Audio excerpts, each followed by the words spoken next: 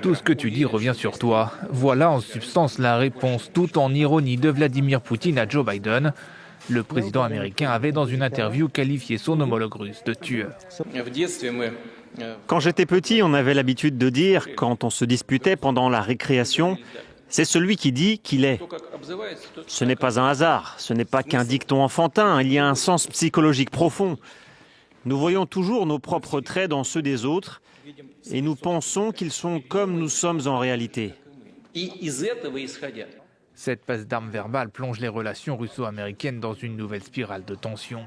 Le Kremlin a immédiatement rappelé son ambassadeur pour des consultations. Les deux pays s'étaient dit prêts à coopérer sur des dossiers d'intérêt commun. Aujourd'hui, le ton est plus ferme. Nous travaillerons avec les États-Unis, mais seulement dans les domaines qui nous intéressent et à des conditions rentables pour nous. Et il faudra qu'ils l'acceptent. Dans une interview à la chaîne ABC, Joe Biden a adressé un discours de fermeté envers la Russie qu'il accuse d'ingérence dans l'élection présidentielle américaine de 2016. Alors quel prix doit-il payer ? Vous verrez bientôt le prix qu'il va payer. Le contexte était déjà tendu. Début mars, les États-Unis ont sanctionné 7 hauts responsables russes en réponse à l'empoisonnement d'Alexeï Navalny. Par ailleurs, dans un tout nouveau rapport déclassifié, les autorités américaines ont accusé des personnes liées au gouvernement russe de nouvelles ingérences électorales en 2020, après celles de 2016.